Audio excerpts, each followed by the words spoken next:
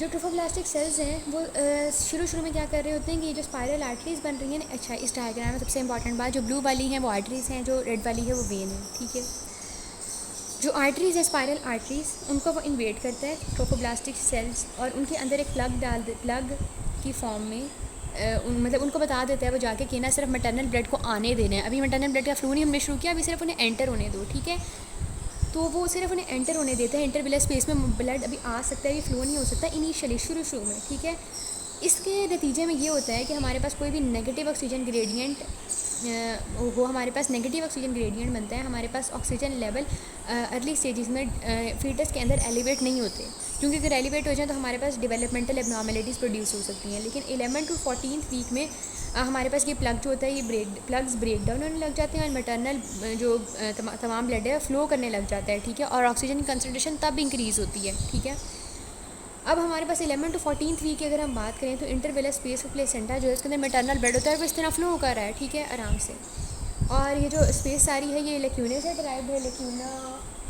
लेक्यूने जो है ना ये वाले लेक्यूने हैं। ठीक है, ये जो मतलब कैविटी अमीबा टाइप चीज़ें जो है ना ये हैं हमारे पास लेक्यूने।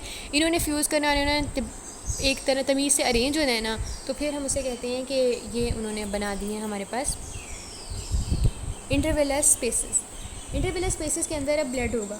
ठीक है, और ये जो इंटरवेलर स्पेसेस हैं हमारे पास लेक्यूने से बन रही हैं। लेक्यूने ब्लास्ट से बन रहे थे। ठीक है, सेकेंड वीक ऑफ डेवलपमेंट में बने थे। लेक्यूने नेटवर्क्स ने आपस में कोएलिसेंस किया, उन्होंने एनलार्जमेंट हुई और लेक्यूने नेटवर्क्स की और हमारे पास इंटरवेलर स्पेस बन जाती है, जो कि अब वही कम्युनिकेशन का काम कर रही है between the placenta and between the foetus and the mother. क्योंकि सारा ब्लड की जो ब्लड जितनी भी बातें करें आपस में मैटरनल ब्लड और फीटल ब्लड के दरमियान जितनी भी कम्युनिकेशन हो रही है वो इसी जगह पर हो रही है।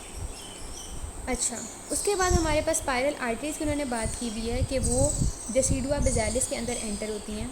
ठीक है, ओहो, स्पायरल आर्टरीज जो हैं वो ब्लड को एंटर कराती हैं। ठीक है, डेसिडुआ बेजालिस के अंदर ब्लड एंटर होता है स्पायरल आर्टरीज से। स्पायरल आर्टरीज जो होती हैं वो गैप्स जो ट्रोफोब्लास्टिक शेल है उसके अंदर जो गैप्स हैं उधर से स्पायरल आर्टरीज एंटर हो रही हैं। ठीक है, और इसी तरह वेन्स भी इन्हीं के साथ होती हैं, इसी जगह पर वेन्स ही प्रेजेंट होती हैं। उसके बाद ब्रांच विलाई और स्टेम विलाई की हमने बात कर ली थी। उसके बाद हमारे पास आ जाता है कि ब्लड जो होता है इस स्पेस में वो फीटल ग्रोथ डेवलपमेंट भी करा रहा होता है, वेस्ट कार्बन डाइऑक्साइड सॉल्ट सारी चीज़ें काम करा रहा है। एमनियोटिक सैक जो होती है जब वो एनलार्ज करती है faster than the chorionic sac. ठीक है, तो हमारे पास एमनियन और स्मूथ कोरियन, बिल्कुल जो एमनियन है और स्मूथ कोरियन है वो फ्यूज़ कर जाती है। ठीक है, एमनियोटिक सैक अंदर प्रेजेंट है, कोरियोनिक सैक बाहर प्रेजेंट है। एमनियोटिक सैक का एनलार्जमेंट की रेट ज़्यादा है, कोरियोनिक सैक की एनलार्जमेंट का रेट कम है। ठीक है, मतलब स्पीड कम है। तो फिर क्या होता है कि ये भी एनलार्ज कर रहा है लेकिन ये जल्दी से एनलार्ज कर रहा है, तो एक वक्त आता है कि इन्होंने फ्यूज़ कर जाना है। ठीक है, तो ये फ्यूज़ कर जाती हैं। तो फिर अब ये जो दोनों फ्यूज़ चीज़ बनी है इसे हम एमनियो कोरियोनिक मेम्ब्रेन कहते हैं। अच्छा, ये उन्होंने यहाँ पर बात की हुई है एमनियो कोरियोनिक मेम्ब्रेन की। एमनियो कोरियोनिक मेम्ब्रेन बन गई, तो अब एमनियो कोरियोनिक मेम्ब्रेन भी नहीं बनी एमनियन और स्मूथ कोरियन की फ्यूजन से। अब देखना यहाँ पर कितनी फ्यूजन्स होती हैं। ठीक है, एमनियन कोरियन फ्यूज़ कर गई स्मूथ कोरियन। अब इस स्मूथ कोरियन ने डेसिडुआ कैप्सुलैरिस जो है ना उसके साथ फ्यूज़ कर जाना है, क्योंकि डेसिडुआ कैप्सुलैरिस हमने पढ़ लिया कि उसने तो ख़त्म ही हो जाना है। अब ये जो डेसिडुआ कैप्सुलैरिस है जब ये फ्यूज़ हो जाएगी तो पीछे क्या बची, पेराइटैलिस। तो पेराइटैलिस और हमने पहले पढ़ा था कि स्मूथ कोरियन ने फ्यूज़ हो जाना है, तो ये जो सारा कॉम्प्लेक्स बना है ना इसने फिर आके पेराइटैलिस से फ्यूज़ कर जाना है। ठीक है, और एमनियो कोरियोनिक मेम्ब्रेन ही होती है जो कि लेबर के दौरान रप्चर करती है। उसके बाद हमारे पास क्योंकि यही अब बच गई है ना, सारी लेयर्स फ्यूज़ हो गई हैं, अभी एमनियो कोरियोनिक लेयर ही है, इसने रप्चर करना होता है ड्यूरिंग द लेबर। और फिर यहाँ पर से यहाँ वाटर ब्रेक कर जाता है जब ये मतलब डिस्ट्रॉय हो जाती है, ब्रेक करती है। ठीक है, एमनियोटिक फ्लूइड जिसे हम बाहर आ रहा था तो हम कहते हैं वाटर ब्रेक कर गया। प्लेसेंटल सर्कुलेशन में हमारे पास काफ़ी ब्रांच विलाए होते हैं प्लेसेंटा के, जो कि लार्ज सरफेस एरिया प्रोवाइड कर रहे होते हैं। ठीक है, ये देखिए विलाए हमारे पास कितने ज़्यादा हैं और इनके ब्रांच विलाए भी हैं। ये सारा प्लेसेंटल सर्कुलेशन के लिए सरफेस एरिया प्रोवाइड करें कि चीज़ें एक्सचेंज हो जाएँ। ठीक है, और मेन सारी चीज़ें एक्सचेंज इसी से होती हैं। ठीक है, बस खास बात नहीं की भी इधर। उसके बाद फीटल प्लेसेंटल सर्कुलेशन है। फीटल प्लेसेंटल सर्कुलेशन में हमारे पास जो पुअरली ऑक्सीजनेटेड ब्लड होता है वो अम्बलाइकल आर्टरी से प्लेसेंटा में चला जाता है। ठीक है, और वहाँ पर से हमारे पास poorly oxygenated blood umbilical artery से प्लेसेंटा में चल जाता है और फिर मदर में चला जाता है और मदर उसे ऑक्सीजनेट करके भेजती है और फिर वो वेन से अंदर आता है, ठीक है। पूरा एक आर्टरी और कैपिलरी वेनस सिस्टम है बना हुआ हमारे पास कोरियोनिक विलाई के अंदर, जो कि जो है दोनों फीटल और मैटरनल ब्लड को इतना क्लोज ले आता है कि उसके अंदर जिस तरह लंग्स में जो फंक्शन परफॉर्म हो रहा था वही फंक्शन यहाँ पर परफॉर्म हो रहा हो, ठीक है। और इसके अलावा अगर हमारे पास फीटल और मैटरनल ब्लड वैसे तो सेपरेटेड होता है, बस गैसेस एक्सचेंज हो रहा है, लेकिन अगर कोई एबनॉर्मेलिटी है तो माइन्यूट जो है डिफेक्ट्स वगैरह हैं तो हमारे पास ये ब्लड जो है इंटरमिक्स हो सकता है, ठीक है। अम्बिलिकल आर्टरीज से जाता है, अम्बिलिकल वेन से आता है, ठीक है। उसके बाद मैटरनल प्लेसेंटल सर्कुलेशन है। मैटरनल प्लेसेंटल सर्कुलेशन जो हमारे पास है, अच्छा ये जो आर्टरी और capillary venous system in the chorionic villi है ना, ये वाला है सिस्टम, ठीक है। कोरियोनिक विलाई के अंदर आर्टरी और कैपिलरी वेनस सिस्टम है। रुको ये देखें। अच्छा उसके बाद maternal placental circulation. Maternal placental circulation जो है ना, जो मदर का ब्लड है वो इंटरविलस स्पेसिस में मदर के सर्कुलेटरी सिस्टम से थोड़ी देर के लिए बाहर ही चला जाता है, ठीक है। About 80 to 100 spiral endometrial arteries होती हैं डेसिडुआ बेसिलस में, जिसके थ्रू ब्लड एंटर हो रहा होता है, ठीक है। डेसिडुआ बेसिलस के अंदर वो एंटर हो रहा होता है। अब जो आर्टरीज़ हैं वो डिस्चार्ज करती हैं इंटरविलस स्पेसेस में, ठीक है, और वही साइटोट्रोफोब्लास्टिक शेल के गैप्स के थ्रू। और यहाँ पर जो ब्लड फ्लो है अब उसके अंदर पल्सेशंस मौजूद होती हैं। ब्लड जो होता है वो हाई प्रेशर पे एंटर हो रहा होता है, यानी ब्लड स्प्रेड्स की फॉर्म में एंटर हो रहा होता है कोरियोनिक प्लेट की तरफ, ठीक है। कोरियोनिक प्लेट जो होती है वो सारी जो इंटरविलस स्पेस है उसका रूफ बना रही होती है, ठीक है। मतलब ये इंटरविलस स्पेस का रूफ है और अब इसके बाद आगे फीटस पड़ा होगा, तो इसलिए यहाँ पर जो सारा एक्सचेंज वगैरह है वो हो जाता है, ठीक है। एक्सचेंज हो गया और मेटाबॉलिक गैसेस चीज़ें सारी एक्सचेंज हो गई हैं। उसके बाद ब्लड जो है हमारे पास वेन से एंड थ्रू एंडोमेट्रियल वेन से वो मैटरनल सर्कुलेशन में वापस चला गया। अब उसके बाद हमारे पास आ जाता है welfare of the embryo foetus किस पर डिपेंड करती है। अच्छा यहाँ पर चीज़ों को हमने मिक्स नहीं करना। जो फीटस के पास ऑक्सीजनेटेड ब्लड जो चीज़ लेके जा रही है दैट इज़ अम्बिलिकल वेन, ठीक है। और जो लेके आ रही है ऑक्सीजन पुअर ब्लड वो है अम्बिलिकल आर्टरी। दो होती हैं अम्बिलिकल आर्टरीज, एक होती है अम्बिलिकल वेन। लेकिन अब ये तो सारा था ना कि ये वाला सारा हमारे पास विलाय वाला सारा वो पड़ा हुआ है, ठीक है। सारा विलाय वाले जो प्रोसेस हम यहाँ पढ़े हुए हैं, इससे आगे चीज़ें जा रही हैं। मैंने बता दिया कि 3 चीज़ें जा रही हैं। 2 हमारे पास आर्टरीज जा रही हैं जो कि पुअर ऑक्सीजनेटेड ब्लड को वहाँ से लेके आ रही हैं, और एक वेन जा रही है, 2 ऑक्सीजनेटेड ब्लड वहाँ लेके जा रही है फीटस के पास। अब इससे इस तरफ से ब्लड आ रहा है ना, तो यहाँ पर से जो ब्लड आ रहा है वो हमारे पास एंडोमेट्रियल वेन और एंडोमेट्रियल आर्टरी यहाँ प्रेजेंट है। एंडोमेट्रियल आर्टरी मदर की आर्टरी है जो कि नॉर्मल आर्टरीज़ की तरह काम कर रही है। ये ऑक्सीजनेटेड ब्लड ला रही है इस सारे प्रोसेस में। इस सारे प्रोसेस जो विलाय वाला प्रोसेस है यहाँ पर एक्सचेंज हो रहा है सारा, ठीक है। तो अब यहाँ पर एक्सचेंज हो रहा है, तो आर्टरी ऑक्सीजनेटेड ब्लड ला रही है और वेन ही जो है वो लेके जा रही है deoxygenated blood toward the mother के दोबारा से फ़िल्टर कर दो, हमें फिर साफ ब्लड चाहिए। उसके बाद हम बात करने लगे थे कि वेलफेयर जो है एम्ब्रियो के फीटस की वो डिपेंड करती है कि कितनी ज़्यादा ये जो एक्सचेंज, कितना ज़्यादा डिफ्यूजन, कितना ज़्यादा जो है वो बाथिंग हो रही है। अगर ये बाथिंग सही तरीके से ना हो, ठीक है, मैटरनल ब्लड और फीटल ब्लड की, तो फीटल हाइपोक्सिया हो सकता है, यानी ऑक्सीजन कम मिल रही है फीटस को, या हमारे पास मतलब ऑक्सीजन कम मिल रही है, न्यूट्रिएंट कम, हर चीज़ तो यहाँ से आनी है। तो अगर हमें चीज़ें नहीं मिल रही ना तो इंट्रायूटेराइन ग्रोथ रिस्ट्रिक्शन हो जाएगी, ग्रोथ वहीं पे रिस्ट्रिक्ट कर जाएगी, या फिर ज़्यादा सवेरा किसी तो उसमें डेथ भी हो सकती है, ठीक है। इसके अलावा हमने ये देखा कि 150 जो ml ब्लड है वो इंट्राविलस स्पेसिस में प्रेजेंट होता है, ठीक है। और इसके अलावा 3 to 4 टाइम्स पर डे वो रिप्लेनिश हो रहा होता है। उसके बाद again important UQ placental membrane. अच्छा, जो प्लेसेंटल मेम्ब्रेन है हमारे पास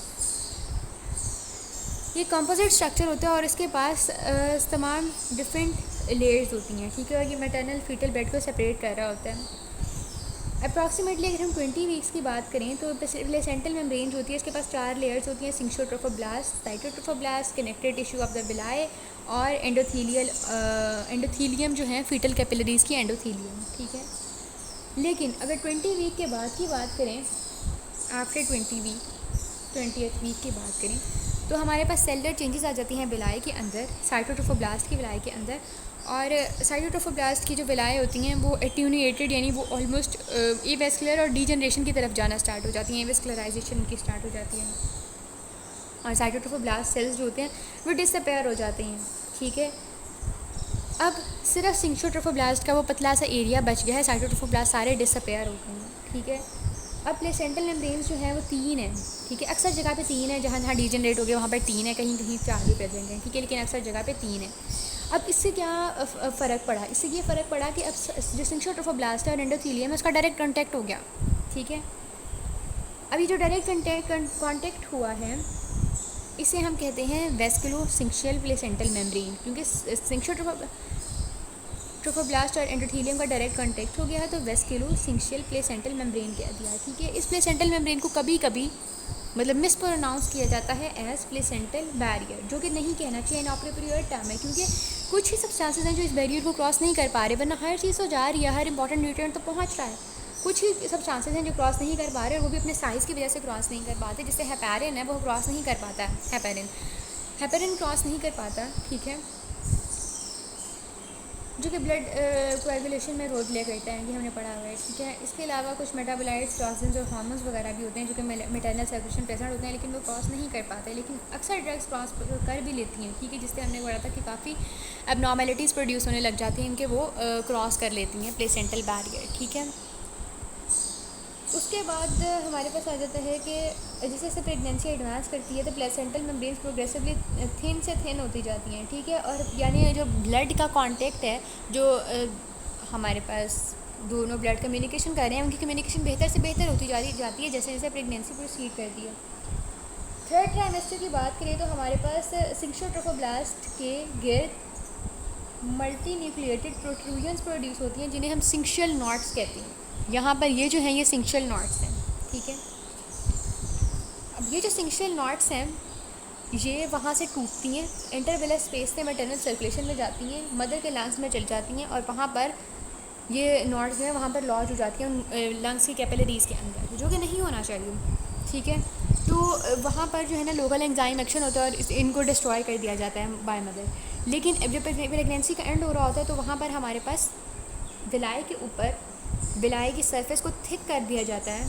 ठीक है, मतलब इयोसिनोफिलिक फिब्रॉइड मटेरियल जो है वो विलाई के सरफेस पर जो प्रेजेंट होता है वो फर्दर थिकन हो जाता है। ठीक है, और इस तरह हमारे पास प्लेसेंटल ट्रांसफ़र कम से कम हो जाता है।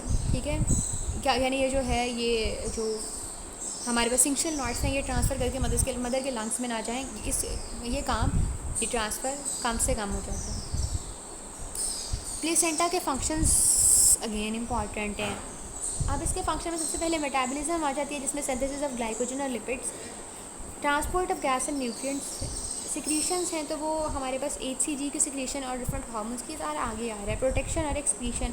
ठीक है, उसके बाद हमारे पास प्लेसेंटल मेटाबॉलिज्म आ जाती है। प्लेसेंटल मेटाबॉलिज्म में जो प्लेसेंटा है वो अर्ली प्रेगनेंसी के अंदर ग्लाइकोजन, कोलेस्ट्रॉल और फैटी एसिड प्रोड्यूस कर रहा होता है और इसकी प्रोडक्शन पर ही डिपेंड करता है, क्योंकि आगे इसने अब इसको ट्रांसपोर्ट भी करना है और सिक्रीट भी करना है, एंडोक्राइन सिक्रीशंस जो प्रोड्यूस कर रहा होता है। ठीक है,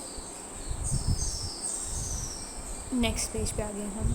प्लेसेंटा के पास जो होते हैं काफ़ी सारे मैकेनिज़म्स होते हैं जो इसे अलाउ करते हैं कि वो एनवायरमेंटल सिचुएशंस को पर रिस्पॉन्ड कर सके और एनवायरमेंटल होम्योस्टेसिस कर सके। बेसिकली जो भी बाहर से स्ट्रेस आ रहा है उसको कम से कम उसको फीटस को फील होने दे। प्लेसेंटल ट्रांसफ़र जो है ये है कि किस तरह चीज़ें ट्रांसफ़र होती हैं। 4 मेजर प्रोसेस हैं जिससे ट्रांसफ़र होती है, defiant, facilitated, defiant, active transport, pinocytosis. Facilitated defiant की अगर हम बात करें तो उसमें इलेक्ट्रिकल ग्रेडियंट की वजह से ट्रांसपोर्ट होती है, ट्रांसपोर्टर चाहिए होता है जैसे कैरियर मॉलिक्यूल, और कोई एनर्जी रिक्वायर नहीं होती। Passive transport bye simple defiant की बात करें तो इसमें एनर्जी नहीं चाहिए होती है, हाई कंसंट्रेशन से लोअर कंसंट्रेशन की तरफ चीज़ें मूव कर रही होती हैं। एक्टिव ट्रांसपोर्ट की अगर हम बात करें तो उसमें एनर्जी चाहिए होती है, जबकि पिनोसाइटोसिस की अगर हम बात करें तो उसमें डायरेक्ट इनगल्फमेंट हो रही होती है लार्ज मॉलिक्यूल्स की, जैसे प्रोटीन्स वगैरह हैं वो इस प्रोसेस से इनगल्फ हो रही होती हैं और ये प्रोसेस बहुत स्लो होता है। उसके बाद हम ये जो है ना ये वाला क्लिनिकल, इसको हम बाद में आते हैं, पहले हम ना अपना यहाँ तक कंप्लीट कर लें कि यहाँ तक हम कंप्लीट कर लें कि कौन कौन सी चीज़ें ट्रांसफ़र होती हैं। ठीक है, अच्छा, ट्रांसफ़र ऑफ गैसेस पहली हेडिंग है। ट्रांसफ़र ऑफ गैसेस में हमारे पास ऑक्सीजन, कार्बन डाइऑक्साइड और कार्बन मोनोऑक्साइड जो है ये ट्रांसफ़र हो रही होती हैं, ठीक है। सिंपल डिफ्यूजन से ट्रांसफ़र हो रही होती हैं, ठीक है। और प्लेसेंटल मेम्ब्रेन है वो इस पीरियड में इतनी एफिशिएंट हो जाती है गैसेस ट्रांसफ़र करने के लिए कि वो लंग्स जैसा काम करने लग जाती है, ठीक है। और हमारे पास जो होता है ऑक्सीजन की क्वांटिटी जो जा रही है फीटस की तरफ वो लिमिटेड होती है, ठीक है। अब उसे लिमिटाइज़ उसे कौन कर रहा होता है? उसे लिमिटाइज़ कर रहा होता है कि कितना फ़्लो आ रहा है। अगर वो आ गई है फिर उसने डिफ्यूज़ हो जाना है, यानी उसकी लिमिटाइजेशन होगी अगर फ़्लो कम आ रहा है, ठीक है। जितना फ़्लो आ रहा है उसके अकॉर्डिंग ऑक्सीजन फीटस को दे दी जाएगी। ऐसे नहीं होगा कि आ गई है तो अब डिफ्यूजन नहीं हुई तो इस वजह से उसको मिल नहीं रही, बल्कि जितनी आती है उतनी दे दी जाती है। यानी यूट्राइन फ़्लो अगर कम हो रहा है, ब्लड का फ़्लो कम है तो ऑक्सीजन सप्लाई कम हो जाएगी, ठीक है। या एम्ब्रियो फीटल जो ब्लड फ्लो है वो कम है तो हमारे पास सप्लाई कम हो जाएगी, हाइपोक्सिया कंडीशन डेवलप हो सकती है। एक और में भी जो है लिमिटाइज़ कर देता है oxygen supply to the foetus. और वो कंडीशन होती है हमारे पास कि जो मदर है वो कोई रेस्पिरेटरी फेलियर को फेस कर रही है, कोई निमोनिया वगैरह हुआ है, ठीक है, तो भी ऑक्सीजन जो है वो फीटस को कम मिल रही है, हाइपोक्सिया वाली कंडीशन की तरफ फीटस जा रहा है। न्यूट्रिशनल सब्सटेंसेस आ जाते हैं उसके बाद। वाटर जो है हमारे पास सिंपल डिफ्यूजन से जा रहा होता है, ग्लूकोज हमारे पास फैसिलिटेटेड डिफ्यूजन से जा रहा होता है। उसके बाद हमारे पास यानी फैसिलिटेटेड यानी एक्टिव डिफ्यूजन, ठीक है, जिसमें और इसमें जो हमारे पास कैरियर होता है वो हमारे पास ग्लूकोज ट्रांसपोर्टर होता है, वो इंसुलिन डिपेंडेंट होता है, ठीक है। ग्लूकोज कैरियर है जो कि इंसुलिन डिपेंडेंट है। और भी चीज़ें होती हैं जो ट्रांसफ़र हो रही होती हैं न्यूट्रिशनल सब्सटेंसेस, जैसे ग्लिसरॉल जैसे कोलेस्ट्रॉल हो गया, ट्राइग्लिसराइड्स हो गए, फॉस्फोलिपिड्स हो गए, ठीक है। इसके अलावा जो फ्री फैटी एसिड्स हैं वो बहुत ही कम अमाउंट में हमारे पास जा रहे होते हैं, लेकिन हमारे पास जो पॉलीअनसैचुरेटेड फैटी एसिड्स हैं वो बहुत लार्ज अमाउंट में जा रहे होते हैं। अमाइनो एसिड्स होते हैं वेक्टिव ट्रांसपोर्ट के ज़रिए ट्रांसपोर्ट होते हैं, ठीक है। और अक्सर अमाइनो एसिड्स के लिए प्लाज्मा कंसनट्रेशन जो है एम्ब्रियो या फीटस के अंदर मदर से भी ज़्यादा हो जाती है, ठीक है। और इसके अलावा वाटर सॉल्युबल वाइटामिन जो हैं वो भी प्लेसेंटल मेम्ब्रेन में ज़्यादा होते हैं as compare to quickly move कर जाते हैं देन फैट सॉल्युबल वाइटामिन, ठीक है। उसके बाद हार्मोन्स की बात आ जाती है। प्रोटीन हार्मोन जैसे इंसुलिन या पिट्यूटरी हैं ये क्रॉस नहीं कर सकते। जो प्रोटीन हार्मोन क्रॉस कर सकते, कोई प्रोटीन हार्मोन क्रॉस नहीं कर सकते सिवाय थायरॉक्सिन या ट्राई आयोडोथायरोनिन की सिवा, ठीक है। इनका भी ट्रांसफ़र जो होता है वो स्लो ट्रांसफ़र हो रहा होता है। उसके बाद हमारे पास आ जाते हैं अनकॉन्जुगेटेड स्टीरॉयड हार्मोन्स जो कि बहुत फ्रीली क्रॉस कर रहे होते हैं। टेस्टोस्टेरोन और प्रोजेस्टिन्स जो होते हैं वो भी फ्रीली क्रॉस कर रहे होते हैं। टेस्टोस्टेरोन और प्रोजेस्टिन्स अगर ज़्यादा अमाउंट में क्रॉस कर जाएं और फीटस फीमेल है तो उसकी मैस्कुलिनाइजेशन ये करवा देते हैं। इलेक्ट्रोलाइट्स की अगर हम बात करें तो वो भी फ्रीली एक्सचेंज हो जाते हैं, ठीक है। हर जो मतलब इलेक्ट्रोलाइट कोई भी इंजेक्ट हुआ मदर की बॉडी में उसकी नेचर पर डिपेंड करता है उसकी नेचर कैसी है और उस बेस पर उसका रेट होता है ट्रांसफ़र का। जैसे इंट्रावीनस फ्लूइड है तो वो भी इंजेक्ट किया है मदर के अंदर तो वो भी फीटस के एम्ब्रियो को अफेक्ट कर रहा होता है। मैटरनल एंटीबॉडीज़ या प्रोटीन्स की अगर हम बात करें तो एम्ब्रियो या फीटस जो होता है वो स्मॉल अमाउंट में एंटीबॉडीज़ प्रोड्यूस करता है क्योंकि उसका इमेच्योर इम्यून सिस्टम होता है, ठीक है। प्लेसेंटल ट्रांसफ़र के थ्रू कुछ इम्यूनिटी खुद मदर दे देती है फीटस को, ठीक है। जैसे जब IgG हमारे पास आ जाते हैं और ये जिस प्रोसेस से हमारे पास ट्रांसपोर्ट होते हैं उसे हम ट्रांससाइटोसिस कहते हैं। और ये 16th वीक के स्टार्ट में हमारे पास स्टार्ट हो जाते हैं प्रोसेस और हमारे पास 26th वीक में ये जो प्रोसेस है ये पीक पर होता है।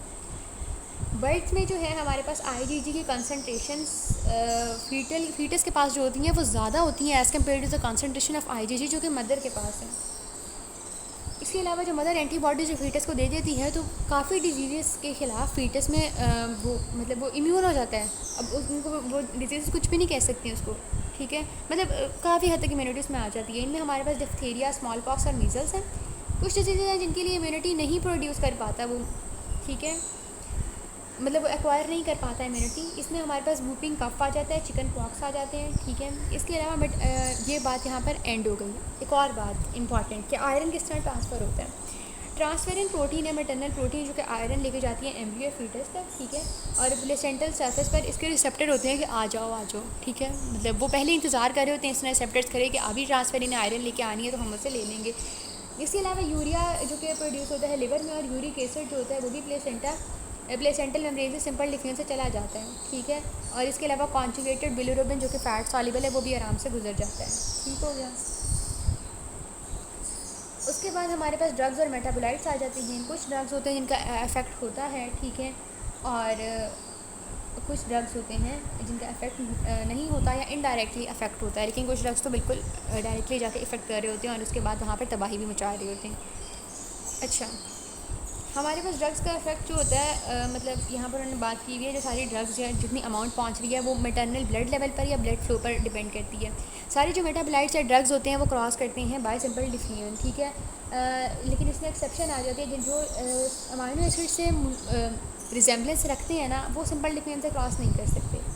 मिथाइल डोपा नहीं क्रॉस कर सकती, एंटी मेटाबोलाइट्स नहीं क्रॉस कर सकते, क्योंकि अमाइनो एसिड से जैसे हैं ये, ठीक है। उसके बाद आ जाता है ड्रग्स का यूज़ कि कौन कौन से ड्रग्स हैं। जैसे हमारे पास ओपॉइड्स हैं, ठीक है, ये नॉर्थ अमेरिका में बहुत यूज़ किए गए और फिर पता लगा कि ना इनका जो है वो मतलब ये तबाही आगे के मचा रही हैं, ठीक है। अगर यूट्रस के अंदर इसका एक्सपोजर हो जाए तो फीटल एनामलीज़ प्रोड्यूस हो जाती हैं, ग्रोथ जो है वो कम हो जाती है, ठीक है। और इसके अलावा हमारे पास प्री टर्म बर्थ हो सकती है या न्यूनेटल एब्सटीनेंस हो सकती है, मतलब न्यूनेटल एब्सटीनेंस सिंड्रोम हो जाता है, ठीक है। उसके बाद हमारे पास आ जाती है कुछ ड्रग्स होती हैं जो कि हम लेबर की मैनेजमेंट के लिए देते हैं और वो भी जाकर इफेक्ट प्रोड्यूस कर देती हैं, मतलब इतने थोड़े से टाइम में वो अपना इफेक्ट प्रोड्यूस भी कर देती हैं। इसमें हमारे पास मतलब चाइल्ड बर्थ के वक्त हमने वो दी, ठीक है, वो जाके रेस्पिरेटरी डिस्ट्रेस सिंड्रोम तक काज कर सकती हैं। हम सेडेटिव्स देते हैं, हम एनाल्जेसिक्स देते हैं, वो भी फीटस को सम डिग्री पे जाके अफेक्ट करती हैं। जैसे न्यूरोमस्कुलर ब्लॉकिंग एजेंट्स जो हम देते हैं वो भी जाकर मदर को जो हम देते हैं वो भी जाकर अफेक्ट करती हैं, चाहे थोड़ी अमाउंट में करें। इसी तरह इनहेल्ड एनेस्थीसिया जो होता है वो भी अफेक्ट करता है ब्रीथिंग को, अगर हम पार्चुलेशन के वक्त वो दें। उसके बाद इन्फेक्शस एजेंट आ जाते हैं। इन्फेक्शस एजेंट जो है हमारे पास, जैसे हमारे पास रूबेला वायरस है, ठीक है, या दूसरे वायरसेस आ जाते हैं जैसे variola, varicella, measles, herpes, polio, mellitus के वायरसेस हैं, साइटोमेगैलो वायरस है या कॉक्सा स्की वायरस है। तो ये सारे वायरस जो होते हैं ये क्रॉस कर सकते हैं और इन्फेक्शन कॉज कर सकते हैं। रूबेला जो है वो जाके कैटारैक्ट्स कॉज कर सकता है, ट्रिपोनीमा पैलिडम सिम्फिलिस कॉज कर सकता है, टॉक्सोप्लाज्मा जो है वो जाके हमारे पास टॉक्सोप्लाज्मोसिस काज कर सकता है, यानी वो ब्रेन और आई को डैमेज कर देगा, ठीक है। और इस तरह सवेयर बर्थ डिफेक्ट्स प्रोड्यूस हो जाते हैं। इस तरह हमारे पास डेथ भी हो सकती है एम्ब्रियो की अगर बहुत एक्सट्रीम केस है। उसके बाद आखिरी चीज़ छोटी सी कि हमारे पास कौन कौन से हार्मोन सिंथेसिस करती होती है। सिंथेसिस जो है प्रोटीन हार्मोन्स वो हमारे पास सिंशियोट्रोफोब्लास्ट कर रही होती है, ठीक है। स्टीरॉयड हार्मोन सिंशियोट्रोफोब्लास्ट कर रही होती है। प्रोटीन हार्मोन्स में HCG, HCS, HCT आ जाते हैं, GST, ठीक है। HC के आगे लगाने हैं, ह्यूमन कोरियोनिक, गोनेडोट्रोफिन, सोमेटोट्रोफिन और थायरोट्रोफिन। गोनेडोट्रोफिन ल्यूटिनाइजिंग हार्मोन है, ठीक है। ये सेकंड वीक के दौरान सबसे पहले रिलीज़ होता है, कॉर्पस ल्यूटियम को मेंटेन कर रहा होता है और पीरियड्स नहीं होने दे रहा होता, ठीक है। उसके बाद HCG जो होता है मैटरनल ब्लड के अंदर बहुत ज़्यादा होता है, यूरिन के अंदर इसकी कंसनट्रेशन इंक्रीज़ होती है और ये 8th वीक के दौरान इसकी कंसनट्रेशन बिल्कुल पीक पर होती है और उसके बाद इसकी कंसनट्रेशन डिक्लाइन करना स्टार्ट कर देती है। HCS की अगर हम बात करें तो वो डिक्रीज़ ग्लूकोज की यूटिलाइजेशन को कम कर देते हैं और फ्री फैटी एसिड्स को इंक्रीज़ कर देते हैं मदर के अंदर। अगर हम HCT की बात करें तो वो थायराइड स्टिमुलेटिंग हार्मोन की तरह ही काम कर रहा होता है। स्टीरॉयड हार्मोन में प्रोजेस्टेरॉन और एस्ट्रोजन आ जाते हैं। प्रोजेस्टेरॉन तमाम जेस्टेशनल एजेस पर पाया जाता है और ये प्रेगनेंसी को मेंटेन कर रहा होता है, ठीक है। और ये मैटरनल कोलेस्ट्रॉल से लेके सिंशियोट्रोफोब्लास्ट मैटरनल कोलेस्ट्रॉल को लेके तो फिर इसे बनाते हैं। यहाँ पर है ये प्रेगनेनोलोन को भी लेके बना लेते हैं इनसे प्रोजेस्टेरॉन। उसके बाद जो होती है, अगर हम ओवरीज़ को रिमूव कर दें फर्स्ट ट्राइमेस्टर के बाद एबॉर्शन किए बगैर, तो प्लेसेंटा जो है वो इतना प्रोजेस्टेरॉन इनफ प्रोड्यूस कर रहा होता है कि नहीं ज़रूरत होती हमें कि वो ओवरीज़ भी प्रोजेस्टेरॉन रिलीज़ करें, ठीक है। उसके बाद एस्ट्रोजन जो होता है वो भी लार्ज क्वांटिटी में प्रोड्यूस हो रहा होता है। उसके बाद ये टॉपिक है, ये नहीं करना। उसके बाद अब हमारे पास ये 3 क्लिनिकल्स, यहाँ पर सिर्फ हमने एक क्लिनिकल छोड़ा और यहाँ पर सिर्फ एक क्लिनिकल छोड़ा है, वो हम नेक्स्ट कंटिन्यू करते हैं और हम ऑलमोस्ट कोई 5 पेजेस कवर कर लेंगे।